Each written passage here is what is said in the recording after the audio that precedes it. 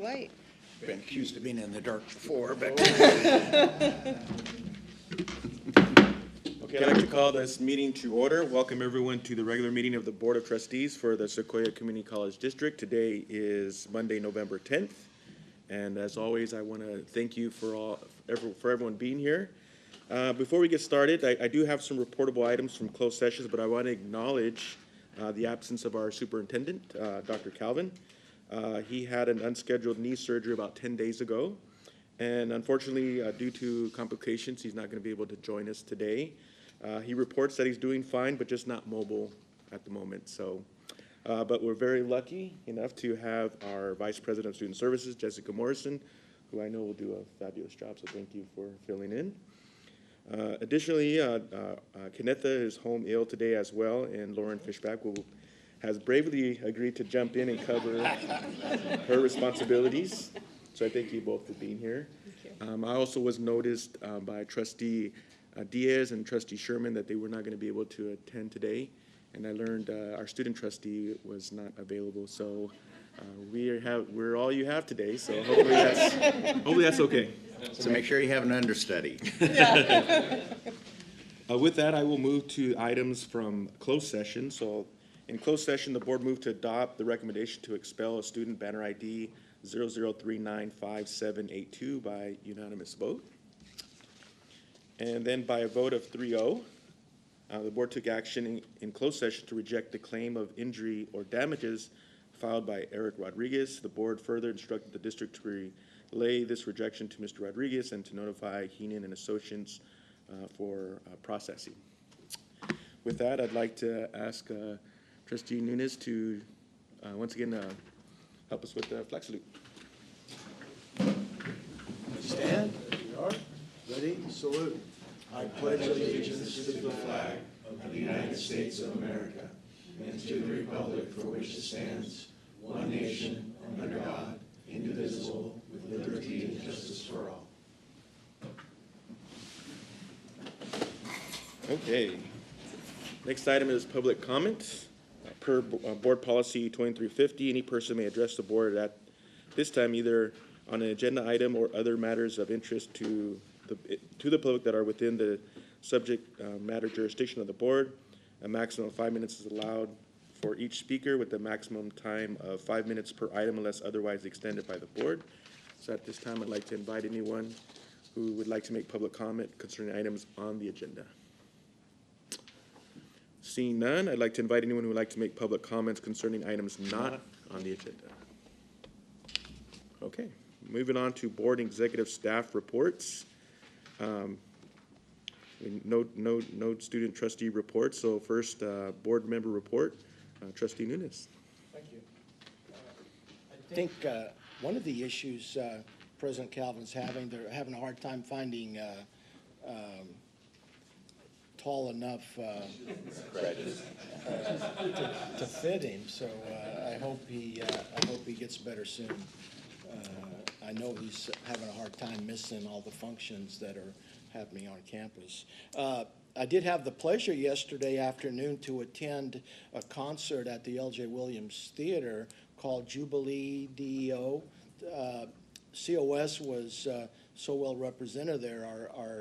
Our choir was there, along with the Visalia Community Chorus Group. They filled the whole stage. Between them, a local group of musicians for the symphony, and my understanding, just in speaking with Tim, John Sorber was the conductor.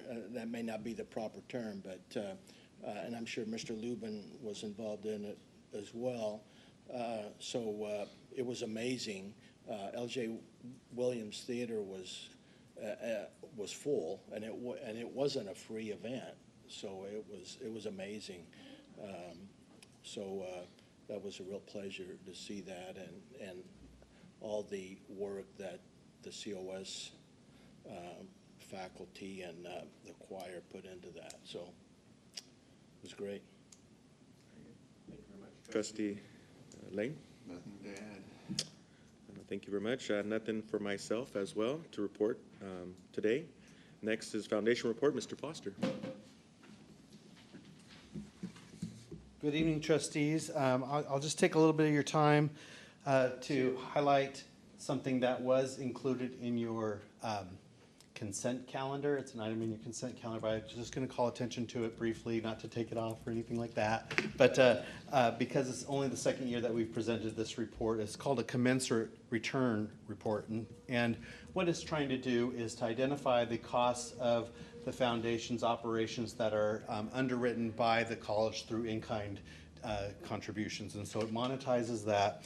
And then it in turn monetizes the gifts that the foundation provides to the college and to its students and other forms of support that it provides a commensurate return. And so roughly 3 times that of the cost is being provided in the form of commensurate return.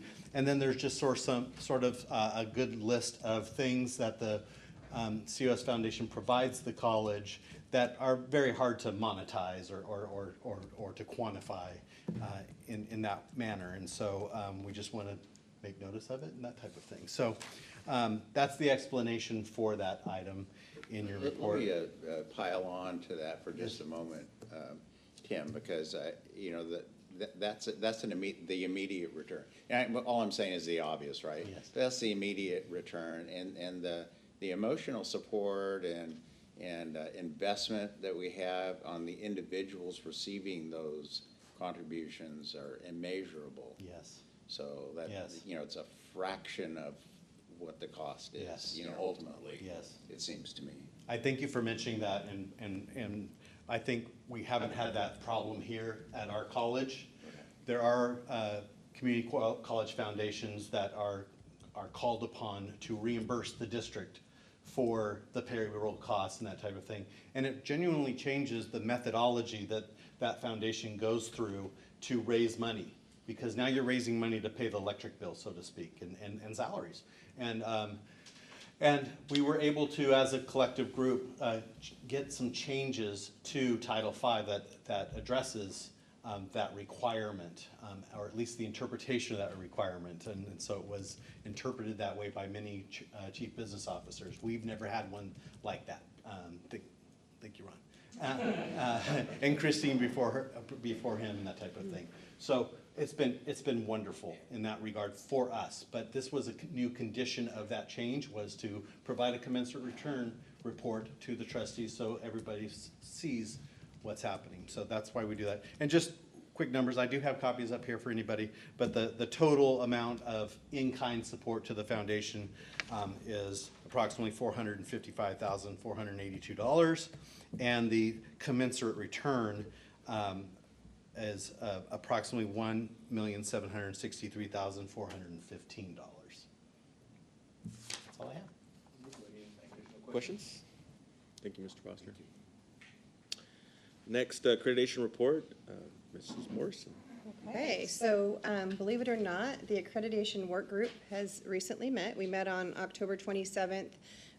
Dr. Wilcoxon, our new ALO, and Dr. Harris called the meeting, and it was a great meeting. We kind of debriefed on how we felt it went, things that we could continue to improve upon, even though we had a great visit and everything went smoothly. We talked about what if none of us were here in 8 years when it's written again, where's an easy place where someone could go and find all of the evidence, the core inquiries, things that they asked of us. So we made a plan for that. We decided that we would meet once a semester, now that we can ease off a little bit, but to keep the momentum going. And our task before the spring semester is to reach out to our subcommittees and see if anybody wants to switch on or off and have an opportunity to join kind of the next iteration of accreditation. So it was a great meeting, and I can't shout out enough Dr. Harris and all of the work that she does to keep us in line with accreditation. Truly amazing. Thank you so much. Any questions? Comments? I would say that that's certainly not the first time that her name has come up, and you know, I know on behalf, I think I speak on behalf of the board to please pass along our heartfelt thanks, because it's not something that all of us could do. Very humble about it, but yes, she's kept us quite on track. So. Wonderful. Thank you very much for the report. Next is the Superintendent President's report. Okay, with permission, may I do the Vice President's report? Yes, Vice Okay. President, please. I don't want to speak for Brent, so I'll just go over a few of the things that I've witnessed or been involved in. Just wanted to mention, as you know, the government shutdown had particular impact to our veteran students, as well as our students who receive CalFresh benefits. If you don't know a lot about CalFresh benefits, it's known as SNAP at the federal level. CalFresh is what we call it at this level. And a huge shout out to our Giant Marketplace entire team, our Veterans Resource Center, and their dean, Elise Garcia, and our financial aid director, David Lovren. So they've worked really closely together to make sure students get what they need. Our Giant Marketplace has had a huge uptick, and we're staffed with 3 full-time folks over there that never complain and never turn a student away. David Lovren, our financial aid director, really came in with, hey, I've got emergency grants. Kind of vet through who needs it the most, and we'll get those students some help, and same with our Veterans Resource Center. So just really proud of the work that that team is done for our students. Today, the Veterans Resource Center and Student Senate hosted our Veterans Day appreciation in the quad. It's always really moving, and we had, it's really nice to see that our community partners were all out as well, and they provided a really beautiful lunch and ceremony for our veterans, and I just wanted to recognize we have a few veterans in the room today too, so thank you for your service as well. Last week, the college hosted our 4th annual First Gen event, and if you were able to attend, it was really neat because they focused on First Gen and STEM majors. So the 6 panelists all attended various community colleges. 2 ended up coming back and working for us. And we had a dentist, physician's assistant, a couple of engineers, and just really told their stories and how they overcame their hurdles and barriers to get where they are today. And the students had so many questions for them, so that was really neat to see. Vice President Wilcoxon and I were able to attend, in Brent's absence, Vicel Unified's annual State of the District, and it was hosted at Houston Elementary School. I think Jesse and I were pretty impressed and did a whole lot of, because the kids were so cute, but they showed us kind of the cutting edges of how they're changing instruction, and we got to see, back in my day, that would have been called like a whole reading. I don't know what they call it now, but really doing comprehension with students. We learned a ton about sharks and different things, but really the investment that Vicel Unified is putting into their impoverished schools is really impressive. And kind of they're really starting to partner with different communities like Neighborhood Church and different organizations to really do wraparound services for the students. So it was really a neat day for us, neat morning. And lastly, in Brent's absence, Vice President Wilcoxon and I met with our counterparts from Fresno State. They drove here to meet with us about proposing an MOU with us for Bulldog Bound, to enhance the Bulldog Bound program and extend that to transfer students. And so I feel like it was a really good meeting. We have a long way to go, but that MOU, if President Calvin and the group decides to engage, would be brought here for your review. But it does benefit our students. 0.1 GPA bump, which sounds minor but is significant, except for the nursing program, John, if they won't do that. Some sort of priority registration and application fee waiver. So kind of with Measure C and all that's coming, I think that was an exciting meeting that we were hoping our students can maybe get some little bit of edge and gain out of that. So that was my report. Wonderful. If I can make a few comments on your report. Sure. I know you and I touched base, but I understand that the Nutrition on the Go had about 1,800 to 1,900 people on our campus. So just kind of reflecting, I know not a very small portion were students, but just I wanted to share my appreciation for the collaboration with other entities addressing something that's happening in our community. So I just want to thank COS for stepping up. And you mentioned to me they'd like to do it more often and more frequently. We're up for that, and I appreciate that you would dedicate staff and everyone to contribute to that. So thank you for that. The other thing I would have loved to have acknowledged our veterans in the group, so I also want to thank you for your service. And I remember in years past you guys had like door decorating competitions. I don't know if you guys did that year, but I was always really impressed with everything you do for our veterans, and I appreciate the effort that's taking place to let them know that we like to honor them and they are special to us. So thank you. Any additional question or comments? Okay. We'll move on to reports. Academic Senate President's Report, Dr. Arzola. Don't see Dr. Arzola with us today. Next is Costa President's Report, Ms. Redden. Do not see Ms. Redden in the room. CSEA President's Report, Ms. Kane, who I do not see in the room as well. And then COSAFA President's Report and Update, Ms. Alberti. Okay, moving on to information, Sabbatical Leave Report 2024-2025 academic year, Dr. Will Coxon. Thank you, everyone. I'm just going to actually turn it over. We have two presentations that will be kind of short, but it's just one of the requirements that when somebody has a sabbatical, they come back and they make a presentation to our board. So I'm actually just going to jump right to it without further ado. I'm going to introduce Eric Armstrong, who took a sabbatical. He's completed it, and now he's here to share his report. Mm-hmm. Come up, Eric. Wonderful, thank you. Dr. Wilcox. Oh, thank you. I'm going to try to take my time because I ran into Ryan in the hallway. So he is here and he is practicing his presentation. So I think we went through the reports a little faster than he expected. So I'm going to try to buy him a little bit of time before everybody turns towards him. So beyond the obvious, of course, I completed the sabbatical in the spring that I was approved for. Just to remind the board and everybody present, the plan was for me in January to attend the winter residency. I wouldn't have been able to do that because our semester this winter overlapped with theirs, where in the past it didn't. I was able to kind of do both. But this winter residency, I was not able to do both. So with the sabbatical, I could attend the residency and stay on track to graduate on time. And then in the spring semester, after the winter residency was over, we started the work independently with my mentor. May was the timeline to complete my creative thesis, which I did. June completed the spring semester, and then in July, I used that time to kind of bridge into the summer to graduate on time, so that in July I went to the summer residency and then graduated at the end of July. So I'm hoping just to kind of run you through some of the things that I did, so you have a sense of not only that I completed what I said I did, but have a sense of like what that was like, and kind of, I don't know, with pictures also see what happened. So first, just the main highlights of the achievement. I completed the coursework between the two residencies in the spring semester.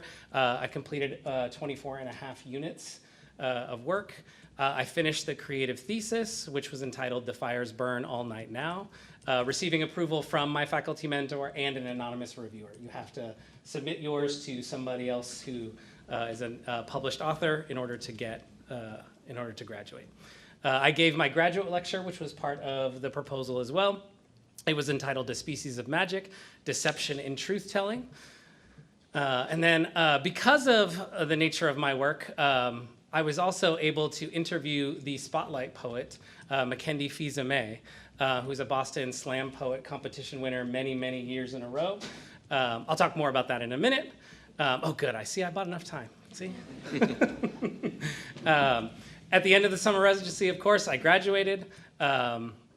And afterward, as a result of all that work, I've also published some of the poems already from the final manuscript that I completed in May. So, Did yeah. you mention what institution your what? In the proposal I did. I did not do it here, but it was the Solstice MFA program in Boston, Massachusetts. Okay. It was formerly at Pine Manor College, a well-known program there. But the Pine Manor College was a private college and a liberal arts college, and then COVID went under. But the program was so well done that a nearby university, LaSalle University, adopted the program. So I was able to continue it there.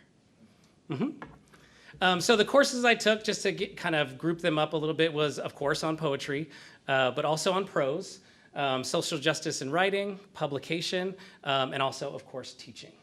To give you kind of a smattering, these are just a few of the courses. were things like place in fiction, writer as activist, narrative medicine in indigenous writing, and then, poem formation and a novel way of writing, which was about verse novels. And then the black boxes there are indications of some of the composition classes I took and audited. Because I already have a degree in English that was focused on composition, I didn't take those classes, but I audited them. I didn't pay for them or register for them, but they opened them up to students to be like, if you want to go, you can go. So every semester, I always took 1 or 2 composition classes just to refresh myself, to say, hey, am I still thinking about this the right way? Is this still the current way to be teaching this? And it was a way to keep me kind of on point as I go through the program as well. And so the most recent example was equitable assessment. And then also took a class on gamification in the classroom and engaging students. So when I completed my creative thesis, Jennifer Jean was my faculty mentor. She's currently the author of a translated book of poems between English and Arabic. And so I won't belabor by reading the slide, but this is what she said about my work, and that my understanding of the craft of poetry was excellent. This was my anonymous reviewer, Ian Haley Pollock. He's currently touring on his second book of poetry, All the Possible Bodies. And so he read mine anonymously, and then I received that feedback in June once I had completed all the coursework. So even at the time, I didn't know who it was and whether or not I would get the green light. But he was very kind, I'll say, in his words, about what he thought about my final manuscript. Just give it a minute in case y'all are reading that way. Okay, I delivered my graduate lecture. Like I said, it was about witness poetry and truth-telling and lying in truth-telling genres like nonfiction and witness poetry. This is what F. Douglas Brown, poet and faculty evaluator, said at the end of the lecture, that it was like seeing an all-star playing at their home field. I would take 1,000 more of his classes. I would also take 1,000 of his classes because he's kind of amazing. But it was a packed full room. We literally had to bring in chairs from another classroom in order to seat everybody in there. And it was the most registered for class that semester. So it was really wonderful to teach them. Mixed in there are students and faculty members. Like I said, as a result of the quality of my work, during the summer residency, there became a moment where the assistant director of the program could not interview the poet as planned because his wife was having a baby. And so they needed somebody to step in, and they said, Eric, would you be willing to interview Mackenzie Fils-Aimé? And I said, absolutely, I would be able to do that. And so we had a wonderful talk before he gave his reading to the community and the group. Because these are also open to all the community members who attend LaSalle, but LaSalle is also part of a retirement home. And so all of the people who live there can also attend classes and attend the readings and things like that. So a very rich crowd that attends the readings. Of course, like I said, I graduated. That got finished. The two other sides are before and after the graduation. The one in the middle is giving the student reading that I had to give before I could get to that graduation part. Unfortunately, during the reading, I did not take any pictures because I was doing the reading. So somebody got that one of me as I was just beginning. And in addition to completing all those requirements, I was also elected by the graduating class and the program administration to give the graduation speech. Every time there's a graduating class, they poll the students and the administration to say who should give the speech. And then I was elected to do that. So that's me giving a speech right before Alpha Weaver came up, who is a well-published poet. So it was very nerve-wracking to talk before he did. Like I said as well, in addition to all the coursework, right, part of the deliverables for a sabbatical like this is that you can also submit like publications of your work as evidence that you completed it. And so 2 of the poems from my final manuscript have been published. Well, one has been published, one will be in December. The first one was transmutation. That's a kind of snapshot of it on their virtual website. And then the second one is a works cited, which will appear in the Solstice Literary Magazine. And this was the best rejection. Part of like submitting and learning about how to do this is they also tell you no. And the best times that you can get no is when they tell you things like this, that I submitted to a specialty feature edition of a magazine called Presenting, where they like to feature previously unpublished poets, people who don't have books out or anything like that yet. And so I submitted to them, and they responded with this comment that I was in the top 4-5% of their group, but that they ultimately said no. And I feel like sometimes these are the best no's, right? And you know, it's all part of the learning process as you continue to kind of submit your work and learn how the publication industry works. Now, I think after all of that, right, we have to kind of ask, like, what is this good for, right? Of course, the instruction as a result of the sabbatical and the time in the program overall, right, over the course of the full 2.5 years, I'm a more knowledgeable writing instructor about prose, poetry, literature, composition, all of those things, and I feel more prepared to teach all of those classes, whichever one we happen to offer.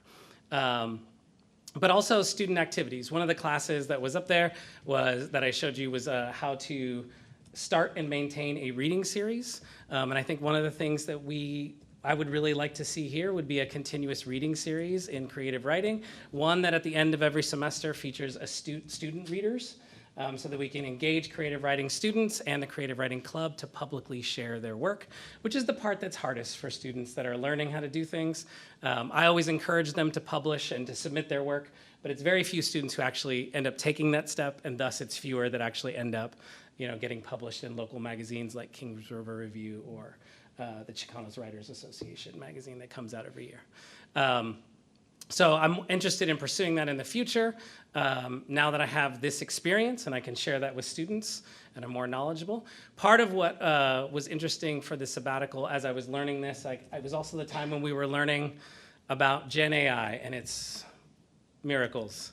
But what I've been learning and thinking about writing and how I talk about my students, right, is that writing is something that's human. Right, fundamentally human. No matter how technical you might get, right, a financial statement or a report, right, like our accreditation report that can get very in the weeds, it is still ultimately about humans communicating something about our existence to somebody else, somebody who wasn't there. And so the way that Stephen King talks about it is that it's an act of telepathy, right, where you're talking to somebody who is not in the room with you and maybe not even in the same year as you. Right? And then you get to speak to them. So I'm trying to teach students about writing, not as just like a technical loophole that you get to jump through, right? Particularly for freshman composition that everybody has to take before they can move on with their degree or certificate. That it's about them communicating. And so I thought I'd include this poem from Joseph Fasano for a student who used AI to write a paper. Now I let it fall back into the grasses. I hear you. I know this life is hard now. I know your days are precious on this earth, but what are you trying to be free of? The living, the miraculous task of it. Love is for the ones who love the work. So as I close and make space for Ryan to show how the awesome work that he's done, like I said, I got a preview of it in the hallway. I just want to express my thanks to the board for approving this and all the faculty and administration who supported me as I made this proposal and then did the journey through it. And just stress that these are the kinds of professional learning opportunities that empower faculty to be their best selves and to grow in ways that we aren't really sure we will grow, but we will. And we can't always anticipate the future we are going into. And having these opportunities for faculty to explore their passion, give them tools for things that we're not sure we'll need yet. And as we go into a world of AI and writing, I think we're going to need more people who understand the nature and the power of writing in order to encourage that part of ourselves that is absolutely fundamental to our existence. And I think, as you'll see here, the breadth of our interests are extremely broad and rich and deep. And then I would just say, as my last thought, I would encourage the board to make more sabbatical time available. I think it is really how we can locally empower our faculty with diverse skills that we're going to need in the future. And like I said, sometimes we won't even know that we're going to need it until we need it, right? And I think like COVID was an example of this, where suddenly we were online and everybody who loved online was our mentors, right? And who had all those skills that we did not have and that we desperately needed. And so I hope that you'll, in the future, in February, come think about more sabbaticals for ways for faculty to continue learning. Thank you. Any questions? Mr. Armstrong, I just want to thank you for sharing how this will benefit students. That's, as far as the consideration of more time, we always appreciate when the experience, the talents, the skills that our faculty develop, but also how it improves the experience for our students. So thank you very much for taking on this opportunity to improve your skills. Thank you. Yes. Eric, I guess I would just say congratulations for your accomplishment and the work you did. Thank you. And I think you're pretty obvious that, your students are going to benefit from all of that. I hope so. I hope they do now.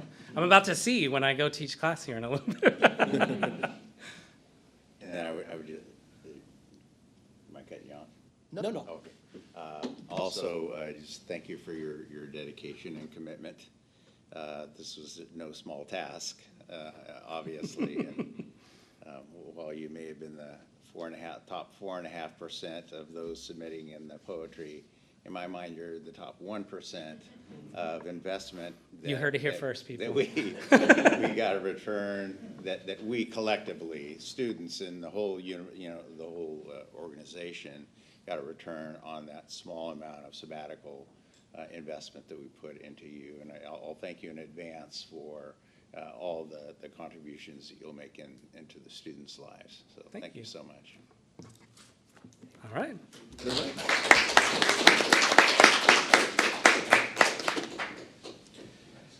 Yeah.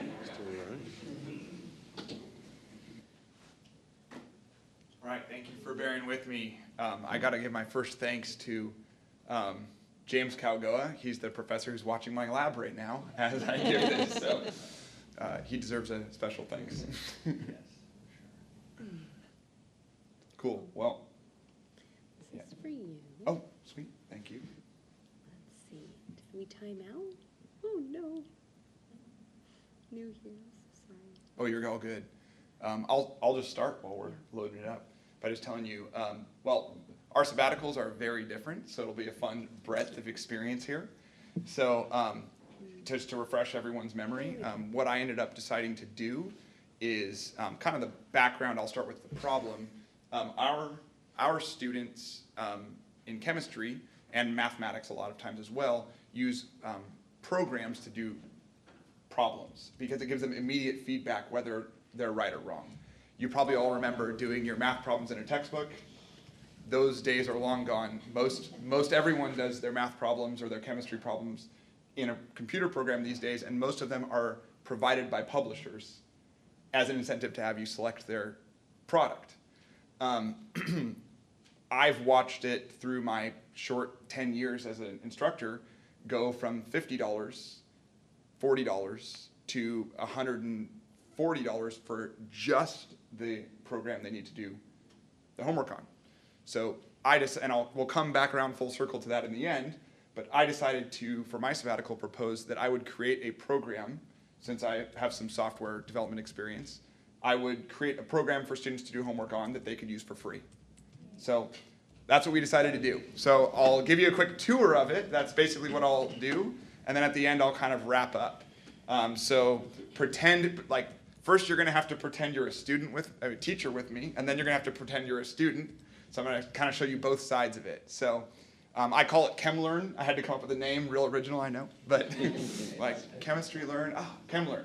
So that's what I called it. And so first of all, teachers need to be able to kind of log in here, and they need to be able to kind of see where their class is at. So this is the home screen, kind of shows you, hey, here's how many sections you have. Here's how many attempts it's taking the students to do each question, because that kind of measures how they're doing, how they're struggling. here's how many students are submitting over the last several months. So this is my actual live class I'm showing you right here. So that's kind of the home screen for the teachers. Then you got to be able to write questions. So there's kind of a questions section where you can create questions, which you see all my questions here that I've written. There's many. And then you can kind of search by topic. There's a lot of different ways to search up the questions. So like, here's all the orientation questions that I have my students do. And there's also a feature I added where you can search other teachers' questions at the bottom. Because I figured, hey, we're all writing our own questions and we want to collaborate, share those with each other. So I kind of have this, search other teachers' questions component. And then there's, difficulty. The stars are like kind of the difficulty. So you can kind of filter questions in different ways and write your own questions. As you can see, there can be numerical questions, which are more math-based. Or you can have like a multiple choice question like that one right there. And so it's kind of that's the kind of the overview of the questions chunk. And there's all kinds of other features in there as well. But now that you got questions, you need to be able to have a class. So this took a little bit of doing, but I figured out Canvas is our learning management system where all the students work. I figured out how to link my app up with Canvas so that I could pull students from Canvas or allow their grades to be pushed in assignments so they can kind of see, hey, here's what assignments are coming up. Here's how I'm doing on that assignment, et cetera, as they go. So there's kind of like a little management system here to allow them to do that. I don't know if it's going to play. Let me see here. Go back. See if it'll play. Oh, well. It's supposed to play and show you what it does there, but it doesn't want to play. So here's the assignments, and so you now need to be able to make assignments for your class. So basically, here's my live class right now. I've got orientation and all my different assignments for the students, and it shows what their percent completion is, and whether the assignment's open or closed, and all that kind of stuff. So imagine as a teacher, you need to be able to go into the assignment as well, and I kind of blurred out the student names there, but you need to be able to look and say, hey, what were their submissions? What are they marking for all these different questions? And also you can actually even click on some of the questions and it will show you like, hey, here's all their different attempts that they made. And maybe one of them that they attempted was even correct, but they like, oops, I forgot that they might put a space there or something like that. Put a little button there that you can say, hey, accept this as correct, and it will regrade everyone's for you. So that's kind of on the assignment side of things, what I created. Also, I just added this feature recently because I had a student who had an emergency, and she's like, I need an extension on this assignment. And I was like, oh yeah, these are the things you got to think about. So I created a new feature now where you can click and you can say, hey, for just this student, I want to give her this extension and some things like that. I will note also that a lot of the things here that I built because our old homework program didn't have them. And we get frustrated because our old homework program didn't allow us to extend for a student. So we're all like, oh my gosh, how does this not have this? But you can't do anything about it just as the user. But now that we wrote our own, luckily, we can do something about that. So it's been kind of fun to collaboratively build that. The student side now. So a student would log in here, and this is kind of what their little home screen would look like. It'll show them, hey, here's your hot streak. You've got this many questions right. Here's your percentages. They get real motivated by all those numbers. They like to see, oh my gosh, I got this many right. And so then they can scroll down and they see all their assignments. And this student didn't do any of their assignments. It's my test student, so that's why. But you can go in there and you can, it'll basically take you to your home screen. You can go in there and you can start to kind of answer questions. So I'll show you that right here. Also, by the way, as you can see, there's a dark mode. It's funny, all the students love dark mode. They do their homework late at night, and for some reason, the screen going dark is like, they love that. So I built that there. So the other thing I built recently that I've been working on is the ability to give them feedback. So it says, hey, that's wrong, that's right. As you can see down there, kind of gives past responses, like, hey, this one's right. And if you look on the top, it says 2 correct in a row, keep going. So there's kind of like some feedback to tell them, you're doing a good job, you've got a streak going. They love that stuff, so kind of got some of that built in. But also what I've been really working on recently, and where I want to go even, I'm still working on this, it's a work in progress, you know, where I want to keep going with it, is giving them feedback as they enter problems in, not just this is wrong, but this is why it's wrong. So that involves quite a bit of code writing, because I have to parse why is this wrong, and how can I tell them this is wrong for this reason. And so I've got some of that built in, and the students are, and in fact I'll show you that right here, the students have been liking it as well. So you kind of can type in a whole, you know, chemistry problem right here, look at the question, type in your answer, and it'll take a second here. I didn't type fast enough, I guess.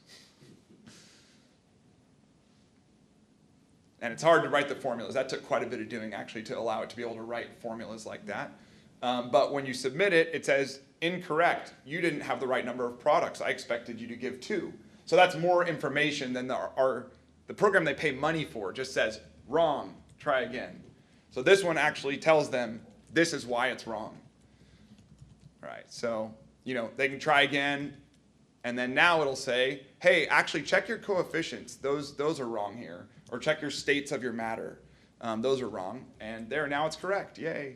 So that's kind of what I've been working on building out now. And it is, the students actually are guinea pigs right now in my class, and they love it. I thought they may not like it.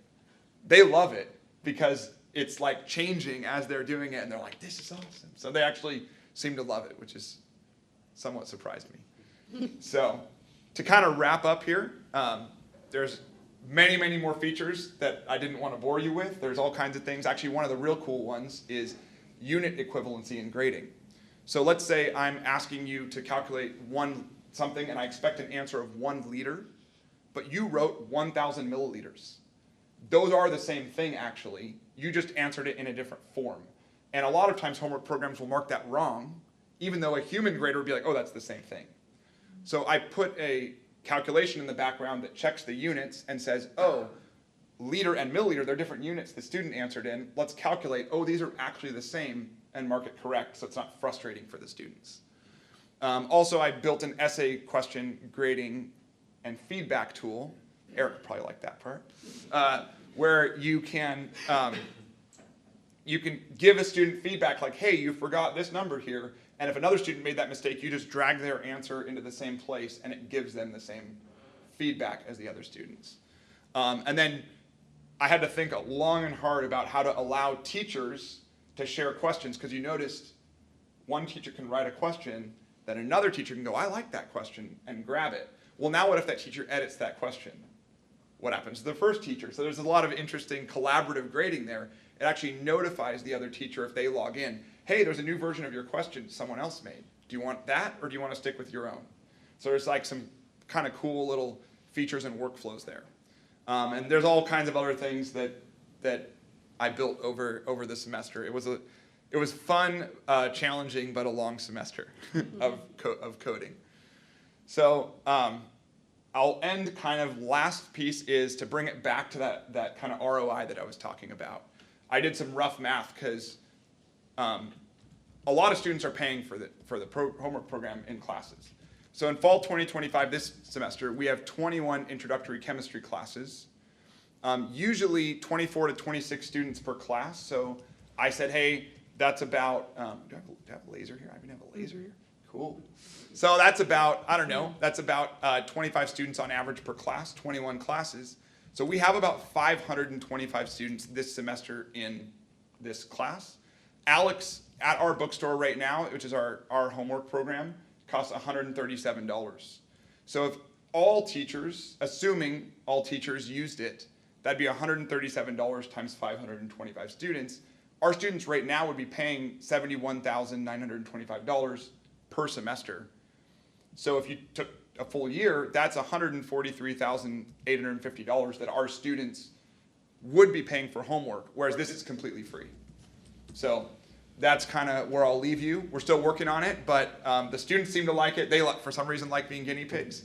And I really appreciate you giving me the time to go work on something like this. I get energized, honestly, by challenges and by working on things like this, and to be able to not just have ideas as I'm walking around and scrambling to teach, but to be able to sit there and sink into it for a semester and really problem solve it, get that focused time, really was helpful, and I really enjoyed it as well. So thank you.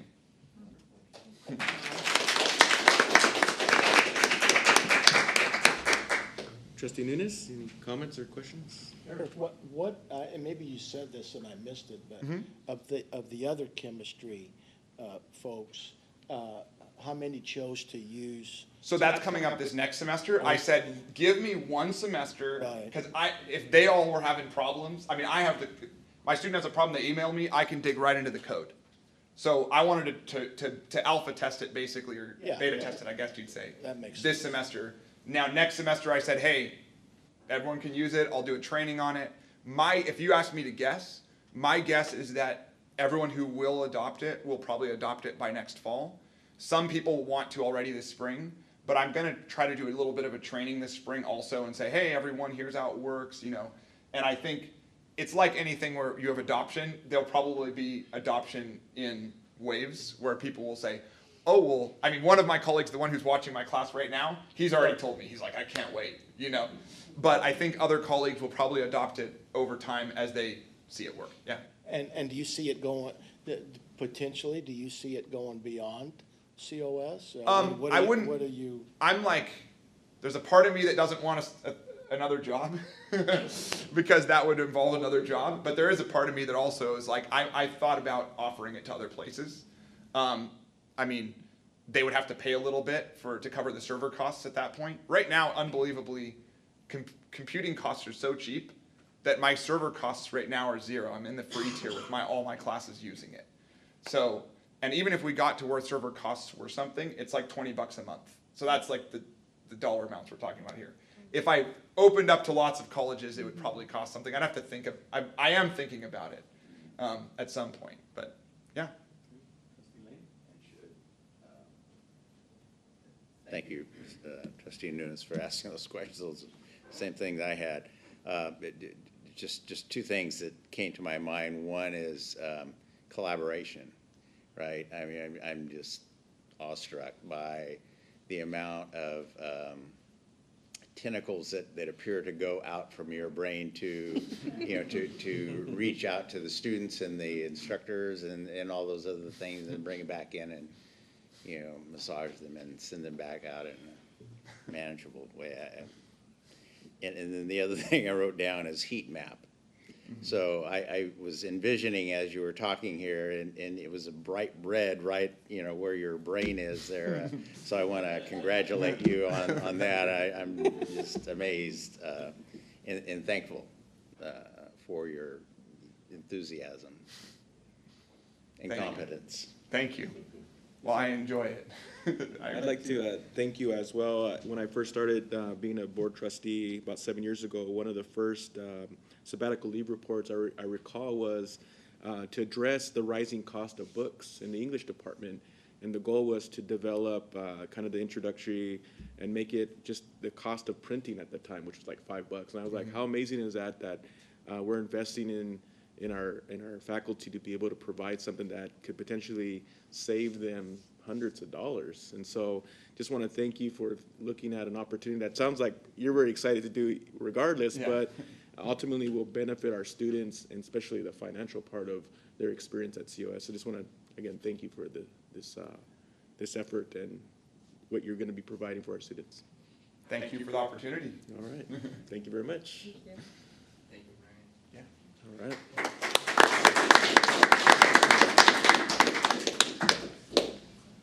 Wonderful.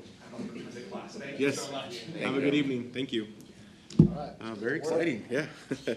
Next, I'd like to invite Ms. Park Moore to join us for the quarterly update budget accountability, quarterly ending September 30th, 2025.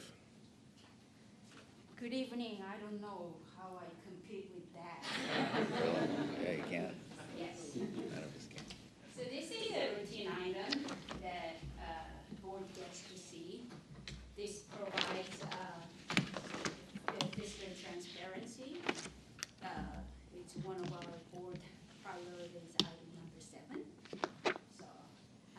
excited to present you some numbers.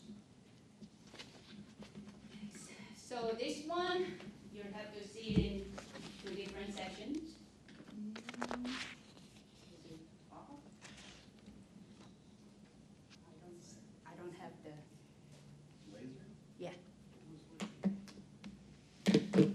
But anyway, the first part is the unrestricted budget, and the second part is the restricted budget. And the first part has two columns, one depending on date of time. Do you want to try So again? one, yeah.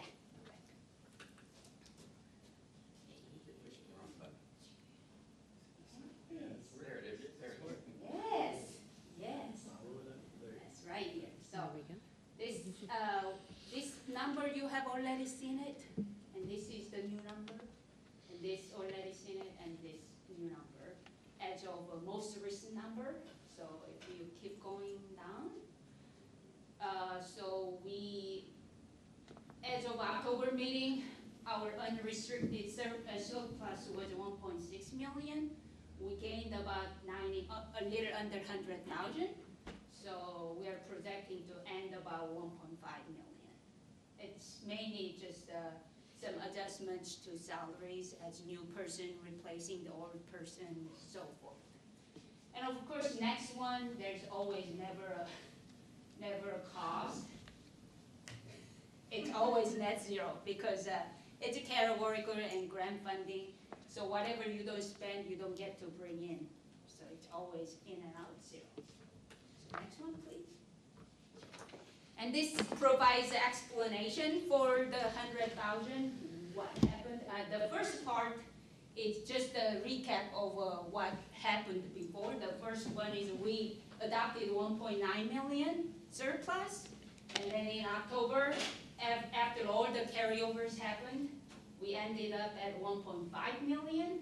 But then another more adjustment, we found more money for you, 100,000 around there, so it's at the bottom. We are ending up at about 1.4 million. And that's the highlighted is a detail for the 97,000. Okay.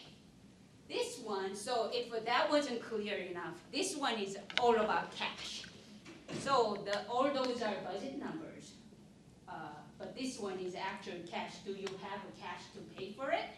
Yes, we do. At the very bottom, there's a 26 million overall. That's the cash balance. So this sheet is important because this is how we present to the Tulare County Office of Education to assure that we have the fund balance to pay for the budget. So, and all those little columns are all the funds. One thing that I want to point out is that the first negative number is 8.7 million. Do you see that one? Yep. Yeah. Yes. Oh, Greg. So, it's that one. So, it looks like we don't have enough money. It's like, it's the difference between the revenues and expenses. Expenses are always kind of on track because majority of our expenses are salaries. There's no huge swings. But the revenues, on the other hand, as you know, our apportionment schedule, depending on when the money is coming in, it is not on track. So it's one of the... It's called timing, right? Yes, one of the slides says that like we expense at 25% at the end of like September 30th, but the apportionment wise only 20%. That's the difference. That's why we need a fund balance.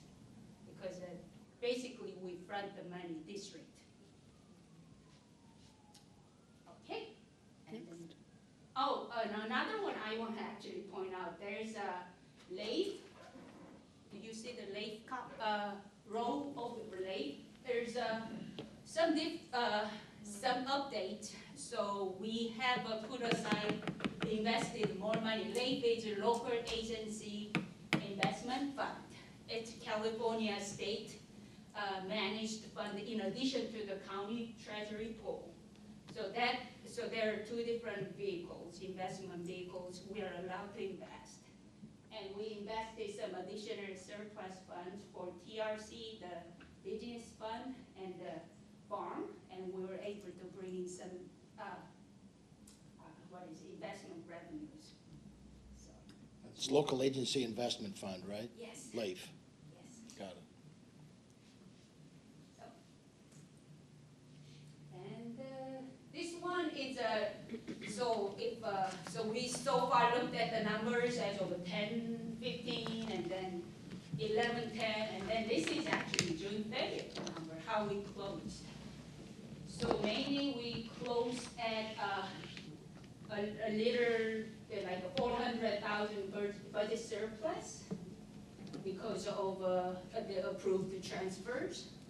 And we also had some budget revenue, additional revenue coming in. All the explanation is provided in that chart. And then there's actually one kind of exciting update is that STIRS, it's at the bottom kind of. STIRS on behalf of payment. So it's in and out. It's just the GASB number that we supposed to report. It's the payment made on behalf of STIRS retirement system that is made by the state. So we not only book it as a revenue, but a state matches that money so that it's in and out net zero. So that's one of the kind of updates. Other than that, I'm open to questions. This is as of June 30th. Any questions? I have no questions. I think Greg always has questions. Okay, I'm good. You're good? Okay. No. Thank you. Okay, thank you very much. All done. Excellent. Next, the quarterly financial report, first quarter 2025 to 2026. So far we looked at the October numbers, November numbers, and June numbers, and now we are looking at September numbers. And this is part of Chancellor's Office requirements for those apportionment money. A lot of strings attached. So with that, basically at the end of June 30th, last year, we ended up at 27% reserve level, but that reserve level, it has improved slightly to a little under 30% because of the difference in revenues and expenses, how that's coming in.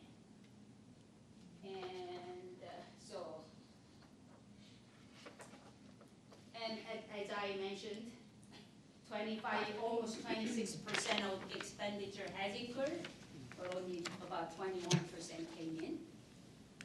That's why we need it. And then next one is, next question is, has a district started any employee contract? Yes, we did. We have a contract in place for all labor units through June 2027. The answer is yes.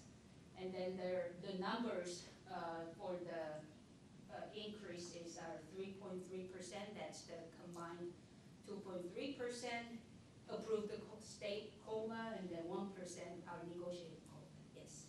And we have a fund out of our ongoing surplus to pay for it, to assure the Chancellor's Office. And the next one is, so the answer for next 4 question is always yes, yes, no, no. If it's not that, you'll have to explain. It's a routine question, and it has to be certified by a certain time, and we of course submit it on time, and never a question for correction. Good feedback. So, any questions? Questions? Very clear. I'm good. Just a comment. Ron, you may not get your job back. Calm down. My understanding, trustee Lane. My understanding. Very good, thank you very much. Moving on to consent calendar. Consent calendar, all items listed on the consent calendar are considered routine and will be enacted by one motion. An item may be removed from the consent calendar at the request of any member of the Board of Trustees or any member in the audience and considered a separate agenda item.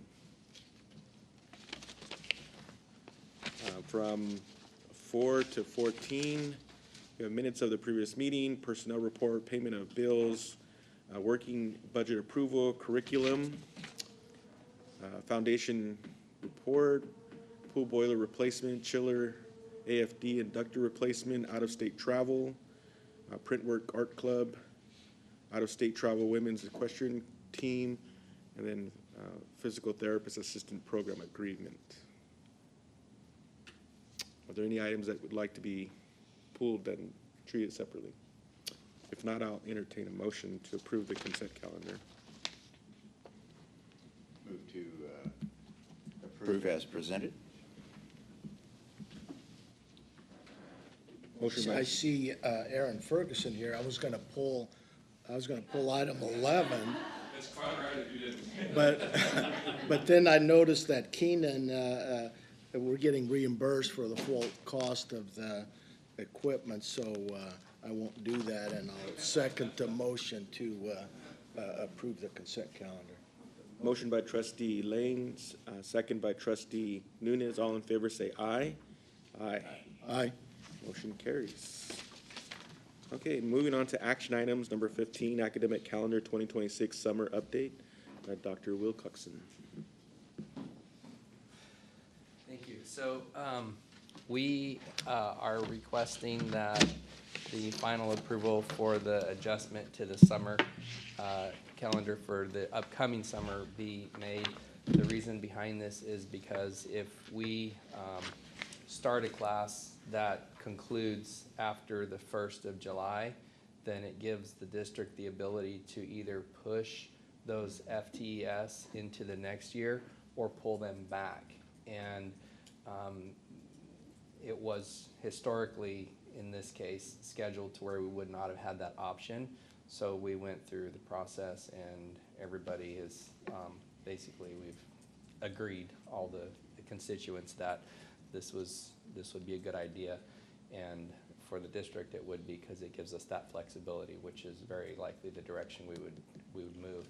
As a result of moving the first session back a little bit, by just 3 days, I believe is all we moved it, that then meant we needed to move session 3 back by the same amount. So we're just moving those sessions back, and that gives us the flexibility. Okay, any questions? So is this something we've already approved and now we have a change? Or are we approving this for the first time? Correct. No, it was approved, I don't know, months ago previously. Right, It was okay. approved, but again, over time, we realized in terms of the ability to push, we probably need to have that option.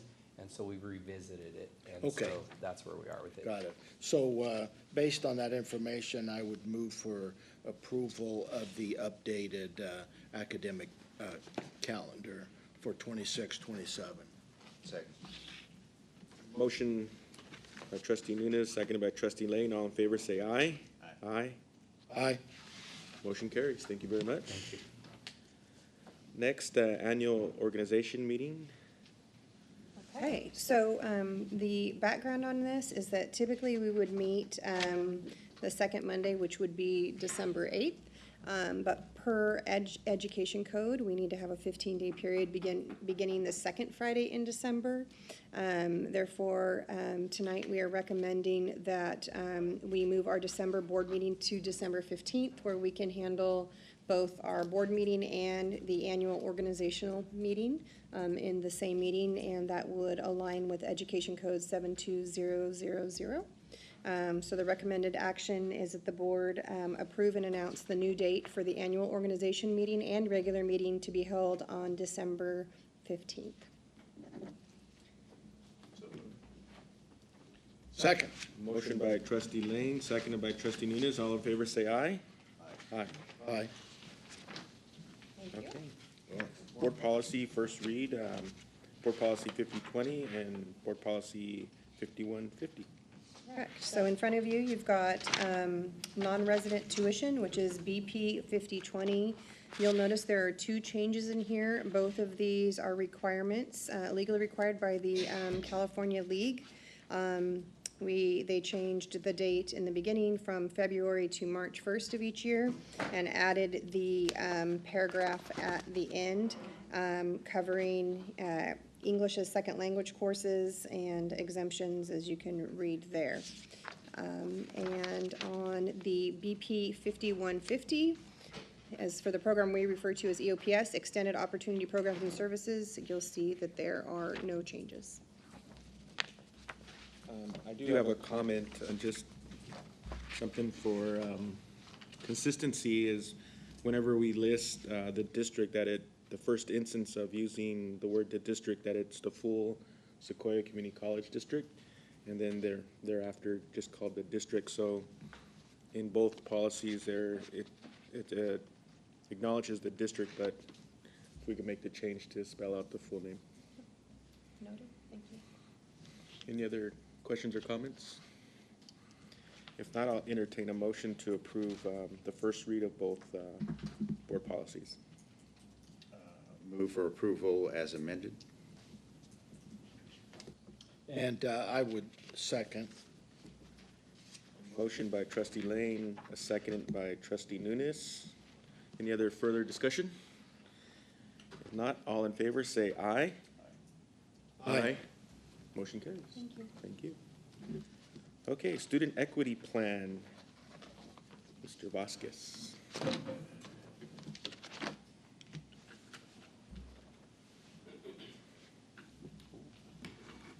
Thank you, guys. So we have a student equity plan to approve. Our student equity plan is on a 3-year cycle by the Chancellor's Office. This is probably my third iteration of working with the student equity plan. As we go through it, it does get approved. It gets looked at by 2 reads. It gets feedback and approval and a lot of back and forth with our equity committee, EDAC. Once it's approved through both reads through that group, it then goes through academic senate for 2 reads and then district governance senate for 2 reads. So we've gone through a lot of approvals.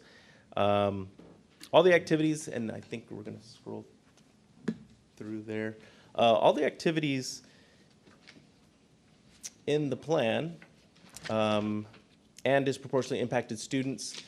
All the data comes, I shouldn't say all the data, a lot of the data comes from our local college data from our research office, but some of it also comes from our Chancellor's Office. And so there's 25 pages worth of data there. Now the Chancellor's Office is asking us to be a little bit more intrusive in our activities with first-generation students this plan. And so when we look at the plan, we're looking at 5 different metrics, specifically successful enrollment. So we're looking at who are we enrolling and which groups are disproportionately impacted. The second metric is completing transfer level math and English. The third metric, persistence. The fourth metric is completion in regards to certificates, degrees. And then the fifth metric is successful transfer. And so what I feel we've done a good job, and what the Chancellor's Office is encouraging and pushing all of the districts to do, is to align your equity activities along with what you have in your strategic plan, guided pathways. And so within our district, we've done a good job of setting ourselves up that way. So if you were to look through the equity plan, a lot of those activities will look familiar because they absolutely 100% reflect a lot of what we have in our strategic plan in regards to those 5 metrics. So today we're just looking to get this approved for our next 3-year cycle.